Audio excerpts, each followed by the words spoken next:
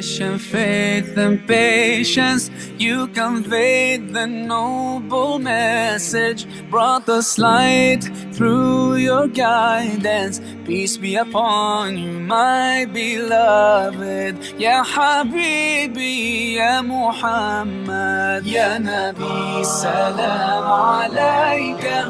Ya Rasul, salam alayka. يا حبيب سلام عليك صلوات الله عليك يا نبي سلام عليك يا رسول الله الصلاة والسلام على رسول الله وعلى آله وصحبه وعلى. Donc tout d'abord je félicite ce travail, notamment ici dans ce chapiteau dédié à la compréhension authentique de l'islam. Parce que c'est un sujet très très important, hein, la compréhension de l'islam, c'est quelque chose vraiment de très très important. C'est pour cela que la plupart des savants insistent beaucoup sur ce sujet-là, insistent sur le savoir d'une manière générale, mais pas pour le savoir en soi, mais c'est parce que c'est le savoir qui donne cette bonne compréhension. Parce que parfois, lorsque une personne, peut-être qu'il y a une bonne intention, mais lorsque cette bonne intention n'est pas orientée par une bonne compréhension, on peut finir par dévier, par faire beaucoup plus de mal que de bien. C'est pour cela que les pieux prédécesseurs, parmi donc les savants, ils mettaient en garde contre toute action qui n'est pas fondée sur une bonne compréhension. L'imam Hassan al-Basri, l'un des grands disciples de compagnons, il disait celui qui œuvre sans science, c'est comme celui qui voyage mais qui se trompe de route, en dehors de la route. Il veut aller à une destination, mais il prend un autre chemin. Et celui qui œuvre sans science va faire beaucoup plus de mal que de bien. Et donc il dit donc demandez, recherchez le savoir, et donc recherchez le savoir mais pas au détriment de l'adoration, et recherchez l'adoration mais pas au détriment du savoir, car des gens ont recherché l'adoration sans le savoir, et cela les a menés à sortir les armes à la main contre la communauté de Mohammed sallallahu alayhi wa sallam. Il voulait dire par là les Kharijites qui étaient des fervents adorateurs. C'était pour la majorité tous des connaisseurs de Coran. Je parle de connaissances uniquement de par cœur, et du témoignage même du prophète sallallahu alayhi wa sallam qui avait prédit leur sortie, comme quoi c'était des personnes qui priaient plus que les compagnons, hein, qui jeûnaient plus que les compagnons, qui lisaient le Coran plus que les compagnons. Mais malheureusement, leur défaut, donc c'était pas du côté de l'intention, mais de la compréhension. Ils avaient une compréhension très superficielle. Donc c'était des connaisseurs de Coran, mais ils ne comprenaient pas ce qu'ils récitaient, ce qu'ils apprenaient par cœur. Et ils ont fini effectivement par se rebeller contre les musulmans, et ils ont fait la guerre à Ali ibn Abi Talib, le calife, le cousin du prophète sallallahu alayhi wa sallam, et ils ont fini par l'assassiner. Et ils l'ont assassiné, mais pour eux, ils sont rapprochés d'Allah Azza wa Jalla par l'assassinat de Ali radiallahu anhu. Donc, leur défaut, ce n'est pas un défaut d'intention, un manque d'intention ou une mauvaise intention. Leur intention, c'était de se rapprocher d'Allah Azza wa Jalla, comme leur disait Omar ibn Abd al-Aziz, radiallahu anhu, donc l'un des grands califes omeyyades, qui est mort en l'an 101 de l'Égypte. Il dit, je sais bien que vous êtes sortis pour le paradis, mais vous vous êtes trompé de chemin. Donc c'est ça en fait qui fait peur. C'est de vouloir la satisfaction d'Allah Azza wa Jalla, vouloir le paradis, mais se tromper de chemin. Et qu'est-ce qui fait en sorte qu'on se trompe de chemin? C'est cette mauvaise compréhension. Donc, et pour bien comprendre justement, nous allons parler donc de quelques éléments de compréhension de la sunna du prophète sallallahu alayhi wa sallam. Parce que donc, comme tout le monde le sait, la sunna, c'est la deuxième source pour connaître les règles et les enseignements de l'islam. Ça, tous les musulmans le reconnaissent. Aucun musulman habité par la foi ne peut remettre ceci en question. C'est une chose, c'est une vérité incontestée, incontestable que la sunna, donc c'est une source législative. Donc c'est pas là le problème. Le problème c'est quelle approche avons-nous de cette source de la sunna du prophète sallallahu alayhi wa sallam. Donc on entend beaucoup parler de la sunna, de la fidélité à la sunna. Chacun se prétend plus fidèle à la sunna que d'autres. Et en général, ça se manifeste à travers la tenue vestimentaire. Donc, plus la personne va ressembler dans la forme à la forme vestimentaire de certains pays, plus on va croire que lui, il est dans la sunna. Plus il aura une longue barbe, plus on dira, lui, il est dans la sunna. Plus il aura l'habit court, plus on dira qu'il est conforme à la sunna. La sorte, pareil. Donc, il y a certains vêtements qu'on veut imposer, une forme de vêtements qu'on veut imposer à toutes les femmes en disant que c'est la seule tenue. D'ailleurs, on l'a même appelé la tenue vestimentaire islamique. Zayl islamique. La tenue islamique. Or, cette notion-là n'a jamais existé. Ça veut dire quoi, une tenue islamique? Mais tout cela, c'est en se référant à la sunna, alors qu'en réalité, ça n'a rien à voir avec la sunna du prophète sallallahu alayhi wa sallam. La sunna, donc, juste pour définir rapidement, je ne veux pas faire très long, parce que la plupart, vous étiez déjà là, donc à l'intervention précédente, donc peut-être que vous allez être fatigués. Mais la sunna, donc, c'est d'une manière générale tout ce qui nous provient du prophète sallallahu alayhi wa sallam. Ceci comprend ses dires, ses paroles, ses actes, ce qu'il a fait et ce qu'il a approuvé, ses approbations. La confusion par rapport à la sunna, c'est notamment dans ce côté de la pratique, la sunna pratique, ce qu'il a fait. Parce que seul ce qu'a fait le prophète sallallahu alayhi wa sallam à titre de prophète rentre dans la sunna du prophète sallallahu alayhi wa sallam. C'est pour cela que pour bien comprendre en réalité la sunna, après s'être assuré de l'authenticité du hadith, il faut tout d'abord se poser la question, est-ce que ce hadith relève de la sunna, ce qu'on appelle la sunna législative ou pas? C'est quoi une sunna législative? C'est ce qu'a dit le prophète sallallahu alayhi wa sallam ou ce qu'il a fait pour montrer l'exemple, pour instaurer une loi. Donc on est dans le domaine législatif. Mais le prophète sallallahu alayhi wa sallam, c'est un être humain, donc il peut dire, il peut faire des choses de par sa nature humaine. Et là, nous sommes, ou bien le prophète sallallahu alayhi wa sallam n'attend pas des musulmans qui le prennent comme exemple par rapport à cette chose-là en particulier. Donc ça, c'est la sunna donc, qui sort du domaine législatif. Alors, lorsque nous parlons de ce que fait le prophète sallallahu alayhi wa sallam de par sa nature humaine, ou bien, disons, dans le domaine qui n'est pas législatif, il y a deux choses. Soit le prophète sallallahu alayhi wa sallam, il va dire quelque chose, il fait quelque chose de par sa nature humaine. Par exemple, la façon qu'avait le prophète sallallahu alayhi wa sallam de se coiffer, la façon de marcher, la façon de s'asseoir, la façon de manger, avec les doigts. Tout cela relève de ce que fait le prophète sallallahu alayhi wa sallam de par sa nature humaine. Et ce qui fait partie de sa nature humaine n'entre pas dans la sunna législative, parce que c'est pas possible d'imiter quelque chose ou un comportement du prophète sallallahu alayhi wa sallam, ou ce qui lui appartient même à ses caractéristiques physiques, parce qu'on ne peut pas, c'est impossible, donc ça ne peut pas rentrer dans la sunna législative. Donc, par rapport à ce qu'il aime ou ce qu'il n'aime pas, par exemple, le prophète sallallahu alayhi wa sallam aimait l'agneau et il aimait le vinaigre.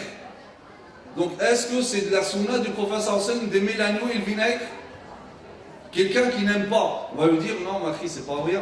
C'est pas bien de pas aimer, le prophète sallallahu alayhi wa sallam aime. mange. Il va se forcer, il va être malade, sous prétexte d'être conforme à la sunna. Donc, tout ce que fait le prophète sallallahu alayhi wa sallam, certains, on trouve, soit il laisse des cheveux longs sous prétexte que c'est la sunna du prophète sallallahu alayhi wa sallam. Non, ce n'est pas la sunna du prophète sallallahu alayhi wa sallam.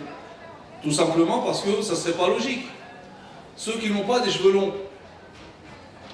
Hein? Donc il ne peut pas, même s'il veut laisser pousser, ben ça va pousser autrement, mais pas long. Il n'a pas les cheveux raides. Comment il va appliquer la sunna? Il ne peut pas, parce que ce n'est pas demandé. Parce que ça fait partie des caractéristiques physiques. Et beaucoup se trompent lorsqu'on lit des hadiths du prophète sallallahu alayhi wa sallam. On voit des descriptions physiques du prophète sallallahu alayhi wa sallam. Il était grand, il était cavale, il était habillé comme ça, la couleur de ses cheveux longs, etc. Ça appartient uniquement à la description physique. Il n'est pas demandé des musulmans de faire la même chose. J'avais lu une fois dans un livre dédié aux femmes, des fatwas pour les femmes, la question c'était: est-ce que la femme a le droit de se coiffer comme elle le veut, ou bien est-ce qu'il faut qu'elle prenne l'autorisation de son mari? Le savant qui répond, il dit: de toute manière, la femme ne peut pas se coiffer comme elle le veut, car le prophète sallallahu alayhi wa sallam, lorsqu'il se coiffait, donc il plaquait une partie de ses cheveux à droite, à gauche, et laissait une vraie au milieu. J'ai dit: là, il y a un problème. Déjà, on parle de femme, alors que lui, il parle du prophète sallallahu alayhi wa sallam, un homme. Et même si c'était vrai, le prophète sallallahu alayhi wa sallam, ça c'est lui, il est habitué de se coiffer comme ça. On ne peut pas l'imposer à tout le monde. D'accord? Donc, soit ce qui n'entre pas dans le domaine législatif, c'est ce que le prophète sallallahu alayhi wa sallam fait de par sa nature humaine. Donc, il ne le fait pas pour instaurer une loi ou pour montrer l'exemple. Deuxième chose, c'est ce que le prophète sallallahu alayhi wa sallam fait conformément à la norme sociale, l'urf. L'urf impose une manière d'être, une manière de s'habiller. D'ailleurs, la tenue vestimentaire, justement, fait partie de l'environnement des gens, de la norme sociale. Et la tenue vestimentaire est façonnée même par l'environnement. Par exemple, dans un endroit où il fait chaud, donc cet environnement chaud veut que les tenues vestimentaires soient plus amples, blanches, et qu'on mette quelque chose sur la tête pour éviter les insolations. Pendant le Ramadan dernier, j'étais faire une Umrah, donc c'était le soir, déjà on arrive le soir à 11h du soir, il faisait 38 degrés, au mois de juillet. Donc on fait le Umrah, donc bien sûr tout est rasé, la tête rasée, motivé le lendemain matin. Avant Dhuhr, je vais faire un tawaf, mais je ne mets rien sur la tête. Insolation, 2 semaines malade.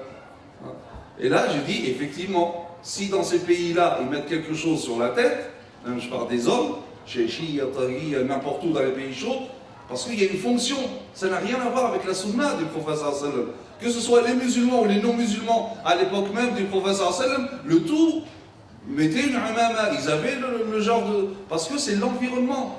Ce que vous voyez des fois dans les films, genre le message, lorsqu'ils se convertissent, vous avez les musulmans avec une tenue spécifique, blanche, et Abu Lahab, Abu Jahl, les autres, ça c'est un film, c'est pas vrai. En réalité, il n'y a aucune distinction. Parce que la tenue vestimentaire est façonnée par l'environnement. Lorsqu'il fait froid, on a besoin que le vêtement soit plus proche du corps. Donc, pour la tenue vestimentaire, justement, le prophète sallallahu alayhi wa sallam, il s'habillait conformément à sa norme sociale. Donc, qu'est-ce que ça veut dire ici, imiter le prophète sallallahu alayhi wa sallam? Tout à l'heure, Farid, il parlait d'un savant qui s'appelle Judayr, qui a préfacé le livre de Maryam Atiyah sur les faux hadiths, que je vous conseille vivement, concernant la femme. Abdallah Judayr, dans un livre qu'il a sur les fondements du droit musulman, sur le fiqh, il dit que il apporte vraiment une compréhension très minutieuse de la sunna du prophète, mais très intelligente. Que veut dire le fait de se conformer à la sunna dans ces domaines-là que je viens de citer? Lorsque je veux imiter le prophète sallallahu alayhi wa sallam dans ce que lui fait de par sa nature humaine. Donc, c'est-à-dire que le prophète sallallahu alayhi wa sallam respectait sa propre nature humaine. Il ne forçait pas sa nature. Il n'adoptait pas un comportement artificiel. Il était lui-même, naturellement. Si tu veux imiter le prophète sallallahu alayhi wa sallam, c'est-à-dire toi aussi, sois conforme à ta nature. N'adopte pas une nature forcée, artificielle, sous prétexte d'imiter le prophète sallallahu alayhi wa sallam. Si tu n'as pas l'habitude de marcher très vite, comme faisait le prophète sallallahu alayhi wa sallam, mais ne fais pas, c'est pas toi. Si tu as une façon de t'asseoir et tu te sens à l'aise, ne change pas. Et pendant le prophète sallallahu alayhi wa sallam, lui, par rapport à sa physionomie, il s'asseoir comme ça, il était à l'aise.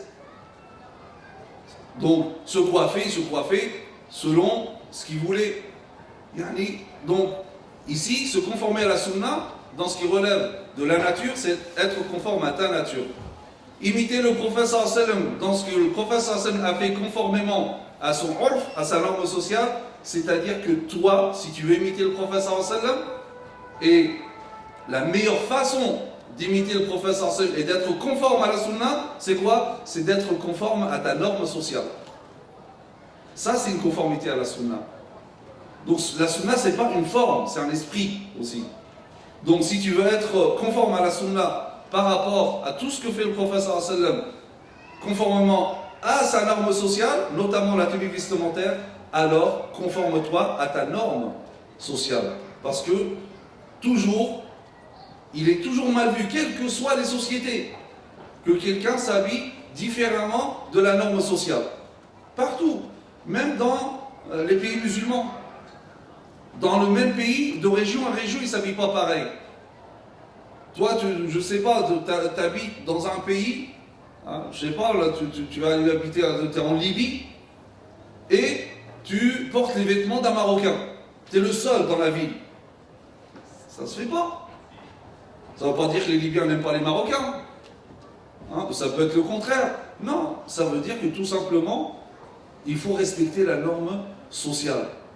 Il y a l'éthique, il y a une éthique islamique, il y a une éthique vestimentaire, il y a des règles à respecter. La forme, elle, donc, ça n'a rien à voir avec la sunna du prophète sallallahu alayhi wa sallam. Il n'y a pas ce qu'on appelle un vêtement islamique qu'on voudrait imposer pour les hommes et pour les femmes.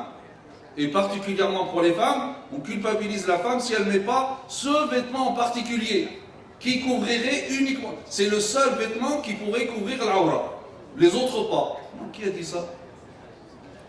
Qui a dit ça? Pourquoi il est venu d'où ce vêtement-là? Il n'est ni cité ni dans le Coran ni dans la Sunna. Parce que le Coran et la Sunna, il n'y a pas de forme vestimentaire. Il impose, il n'y a aucun ordre par rapport à une tenue vestimentaire. Donc comprendre la Sunna du prophète sallallahu alayhi wa sallam, déjà commence par là, et bien sûr le champ est très vaste, par le fait de déjà différencier qu'est-ce qui fait partie de la sunna législative. Et là, donc, le prophète sallallahu alayhi wa sallam attend de moi que je me conforme à cela, et qu'est-ce qui ne fait pas partie de la sunna du prophète sallallahu alayhi wa sallam. Et là, le prophète sallallahu alayhi wa sallam n'attend pas de moi que je fasse comme lui, mais que je prenne en considération ma propre nature et la norme sociale dans laquelle donc, je vis. Donc ça, c'est des éléments déjà très importants. Il y a parfois, dans ce qu'on parle aussi, lorsque ça ne relève pas de la sunna législative, par exemple, ce que fait le prophète sallallahu alayhi wa sallam de par son expérience personnelle. Comme n'importe quel être humain, chacun a une expérience dans un domaine. Regardez, dans l'agriculture, le prophète sallallahu alayhi wa sallam n'avait pas d'expérience dans l'agriculture. Lorsque le prophète sallallahu alayhi wa sallam est arrivé à Médine, il trouve les Médinois, qui étaient des agriculteurs, en train de polliniser les palmiers. Le prophète sallallahu alayhi wa sallam ne connaissait pas cela. Donc il passe par des gens en train de faire cela, il leur dit, moi je pense que même si vous ne le faites pas, ça ne va pas empêcher les dattes de sortir. Ils ont abandonné, ils ne l'ont pas fait. Quelques mois après, la récolte était catastrophique. Ils sont venus voir le prophète sallallahu alayhi wa sallam, le prophète ne nous a pas dit de le faire, les dattes ne sont pas sorties. Il leur a dit, mais moi je vous ai dit ce que je pensais, moi je ne suis pas agriculteur. Vous êtes plus savant dans ce domaine-là. Par contre, ce que je vous dis, qui relève de la transmission de Dieu, là oui, mais là, c'est à titre personnel que je parlais. Donc le prophète sallallahu alayhi wa sallam nous dit ici que le prophète sallallahu alayhi wa sallam peut parler à titre personnel selon son expérience ou selon donc là, en tant que transmetteur du message divin. Donc il faut bien faire la distinction entre les deux. Notamment par exemple ce qui rentre dans ce qu'on appelle la médecine prophétique. Je vais peut-être vous étonner, mais il y a énormément d'exagération par rapport à cela. Une fois dans une mosquée, j'entendais quelqu'un dire le médecin des médecins, le prophète sallallahu alayhi wa sallam. Désolé, jamais le prophète sallallahu alayhi wa sallam s'est qualifié de médecin. Jamais Allah Azza wa Jalla dans le Coran l'a qualifié de médecin. Il y avait certains remèdes en Arabie qui étaient connus. Le prophète sallallahu alayhi wa sallam les préconisait de par son expérience personnelle. Donc c'est-à-dire qu'il ne faut pas s'étonner si jamais, on ne sait pas, un remède pourrait contredire la science. Et alors, parce que là le prophète sallallahu alayhi wa sallam n'a pas parlé en tant que prophète, c'est en tant que transmetteur du message, en tant que être humain, donc de par son expérience personnelle.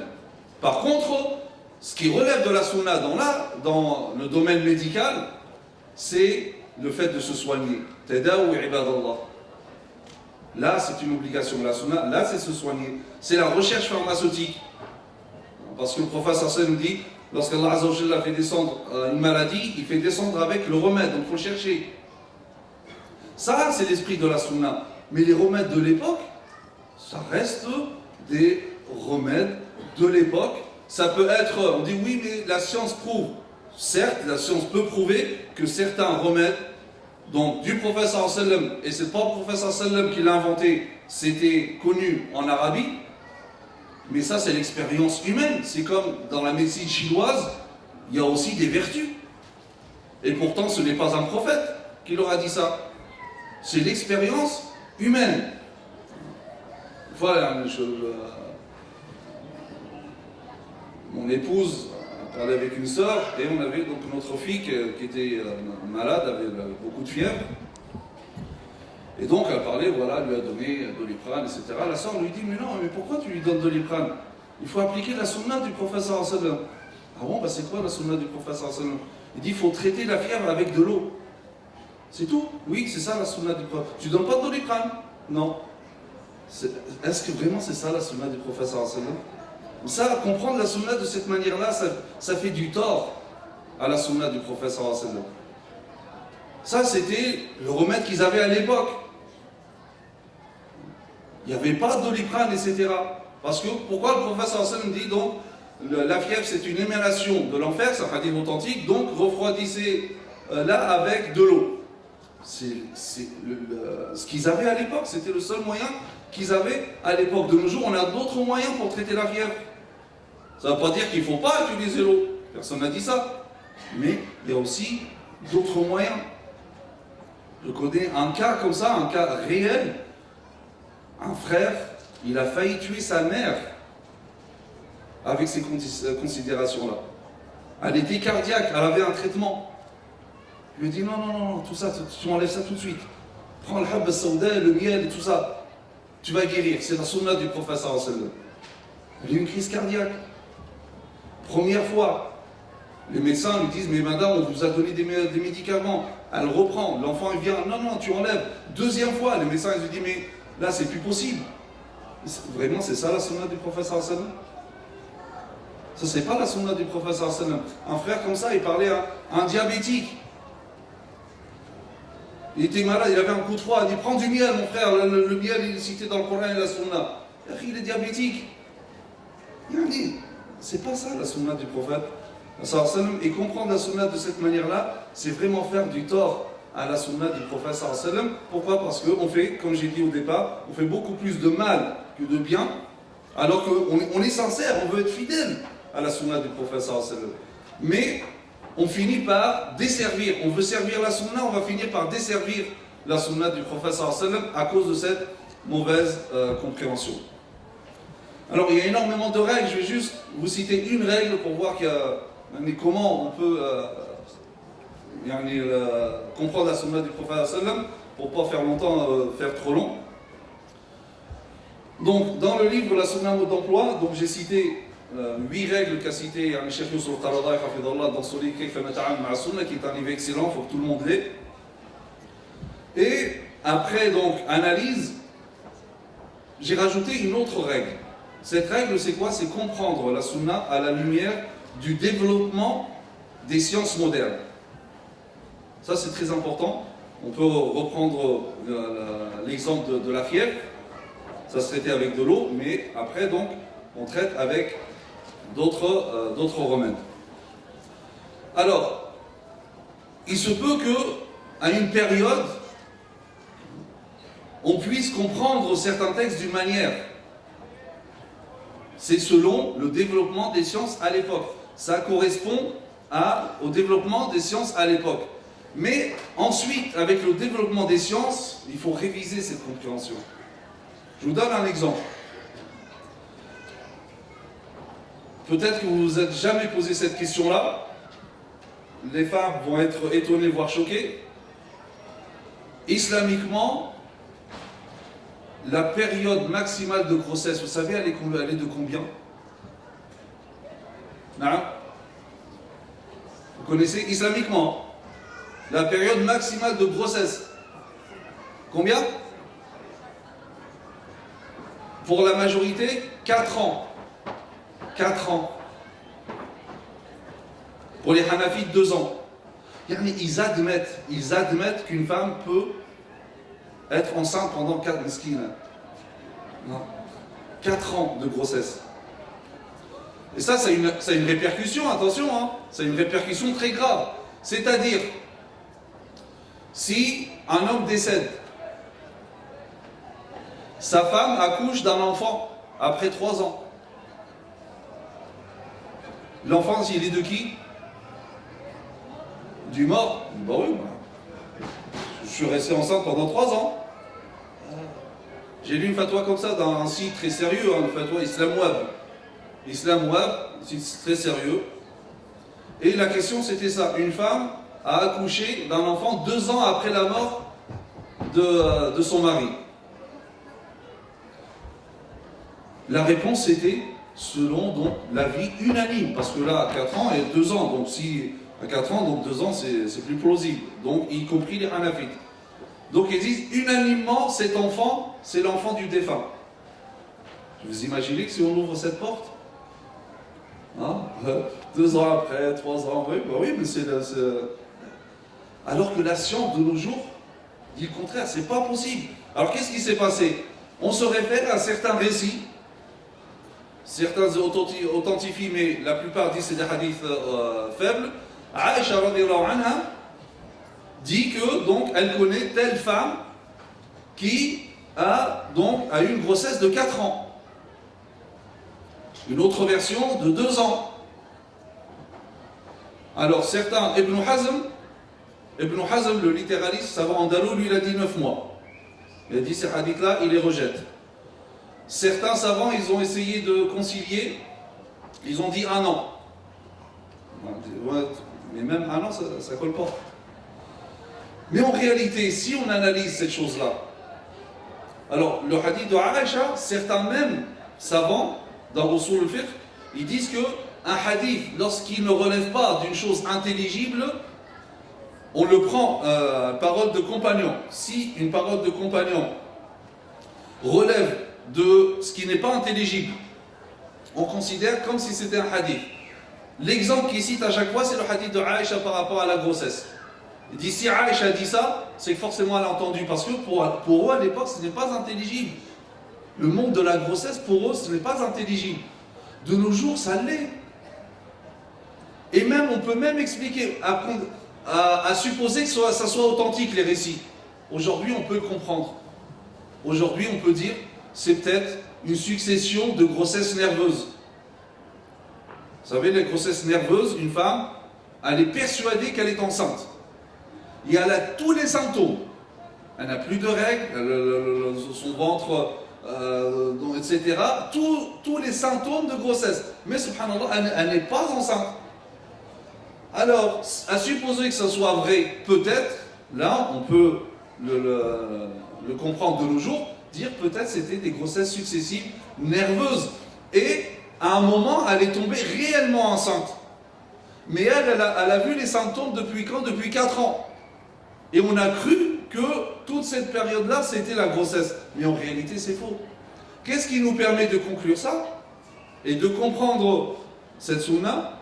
C'est à travers donc le développement des sciences. Là maintenant on sait c'est quoi une grossesse nerveuse. Avant on ne connaissait pas. Donc on pensait que toute la période c'était la grossesse. Autre exemple pour finir par cela, cette fameuse question qui vient, donc ça ne va pas tarder à arriver, donc avant chaque Ramadan, le calcul astronomique. Est-ce qu'on l'utilise ou pas pour déterminer la visibilité de la nouvelle lune? Est-ce qu'on prend le calcul astronomique qui permettrait d'unifier tous les musulmans du monde? Ou est-ce que chacun, donc, est-ce que la vue, la vision, la constatation visuelle de la nouvelle lune, c'est la sunna? Là encore, c'est vraiment le même cas. Certains disent que certains disent qu'il y a un consensus par rapport au rejet du calcul. C'est pas vrai, il n'y a pas de consensus. L'imam al-Nawawi lui-même, il cite, l'imam al-Nawawi il est contre, mais il cite des avis que, alors le calcul astronomique à l'époque, dire astronomique c'est vraiment un grand nom. Seuls les astrologues le faisaient. Les astrologues, pas les astronomes. Certains musulmans, jusqu'à aujourd'hui, lorsqu'on dit l'astronomie, ils disent oh, c'est du shirk. Mais non, mon frère, ça c'est l'astrologie qui est du shirk, pas l'astronomie. Hein? Une grande différence entre les deux. L'astronomie, c'est une science exacte. L'astrologie, c'est justement donc un art divinatoire qui consiste à dire que la position des astres a une influence sur la prédestinée humaine. Ça, c'est du shirk. Et qui faisait le calcul à l'époque? C'était eux, les astrologues, et c'était très approximatif. Donc les savants, les anciens, parce que toujours on nous sort, oui mais la majorité, Ibn Taymiyyah, Nawawi, etc., tous ils sont contre, donc c'est haram. La majorité dit que c'est haram, c'est interdit d'utiliser le calcul. La question c'est, mais de quel calcul il parlait? Est-ce qu'il parle du calcul que nous connaissons maintenant, ou du calcul à l'époque que eux connaissaient? La question est évidente, mais pourtant on ne se la pose jamais. Eux, ils s'exprimaient sur leur calcul. N'importe qui serait trouvé à cette époque-là, il aurait dit la même chose. Et même quand ils justifient ces savants-là, lorsqu'on prend leur écrit, et on regarde comment ils justifient ce rejet, ils le disent textuellement. Ibn Taymiyyah, rahimallah, dans ses fatwas, il justifie pourquoi il dit qu'il est interdit de se référer au calcul astronomique. Il dit yadkhuluhu al-khata, parce qu'il est susceptible d'erreur. Parce qu'effectivement, comme j'ai dit, c'était deux choses. Une, c'était les astrologues qui le faisaient. Donc les savants ne voulaient pas que ces gens-là, c'est eux qui détiennent ce pouvoir-là et c'est eux qui orientent les gens. Parce que les gens, ils commencent par ça et après ils vont les croire sur autre chose. Et deuxièmement, c'était vraiment approximatif. C'était pas du tout scientifique. Ils le savaient. À l'époque déjà, ils le savaient. Donc ils se sont prononcés sur leur calcul astronomique. Je suis sûr que si ces savants-là, lorsqu'on voit leur pensée à travers tout leur fatwa, c'est sûr qu'ils auraient changé d'avis de nos jours-là. Et d'ailleurs, même le professeur sallam, et ce hadith-là, on n'insiste pas beaucoup, on insiste que sur un hadith par rapport à cela, Soumu li ru'yatihi wa aftiru li ru'yatihi. Jeûnez lorsque vous voyez la nouvelle lune et arrêtez de jeûner à la fin lorsque vous voyez la nouvelle lune de Shawwal. Le professeur sallam, il a indiqué le moyen dont disposaient les musulmans. Et l'autre hadith, qu'on n'utilise pas beaucoup, l'explique. Le professeur sallam dit Nahnu ummatun la naktubu wa la nahsabu. Nous sommes une communauté, nous n'écrivons pas, nous ne savons pas ni écrire, ni calculer. Ash-shahru hakadha. Donc là, le mois c'est comme ça, il fait 29 ou bien 30. Donc le professeur sallam ici, il est en train de nous dire pourquoi il a orienté la communauté à utiliser la vision, c'est qu'il ne connaissait pas le calcul. Alors il y a un savant contemporain qui a fait une fatwa à ce sujet-là. Il dit le calcul c'est interdit parce que le professeur Hassan a dit que nous sommes une communauté qui ne calculons pas. Là il y a un problème quand même. Parce qu'il dit nous n'écrivons pas et nous ne calculons pas. Donc l'écriture c'est interdit aussi. Personne n'a dit ça. Et même le calcul, personne n'a compris ça. L'astronomie, les musulmans ont développé cette science. Et pourtant, il connaissait ce hadith-là, donc il savait que ça ne concernait pas l'interdiction du calcul astronomique, loin de là. Ils avaient atteint des niveaux extraordinaires. C'était les leaders en matière d'astronomie à l'époque. Et la question aussi qu'on ne se pose pas, pourquoi ça ne pose pas de problème pour la prière? La prière, c'est selon le calcul astronomique. Vous avez déjà vu un mu'adhin dans n'importe quel pays musulman sortir le matin, scruter, est-ce que le fajr est là, ensuite il fait l'adhan, ou le maghrib, au coucher de soleil, le mu'adhin il sort et regarde s'il y a le coucher ou pas. Dans tous les pays du monde. Alors là, pourquoi ça ne pose pas de problème? Pour quelque chose qui est beaucoup plus important. Qu'est-ce qui est plus important, la salat ou le jeûne? La salat, et on se fie au calcul astronomique. Et au jeûne, non. Donc, ça c'était juste un exemple pour dire qu'il y a énormément d'exemples, il y a de règles pour la compréhension de la sunna du professeur Hassan, notamment, ce qui nous concerne par rapport juste à cet exemple de calcul astronomique, c'est que il faut comprendre la sunna donc à la lumière du développement des sciences. C'est comme si je vous disais par exemple, vous savez, au début du XXe siècle, concernant le tabac, le tabagisme, les savants, qu'est-ce qu'ils disaient à l'époque? Majorité, pour ne pas dire unanimement. Ils disaient, c'était quoi le statut?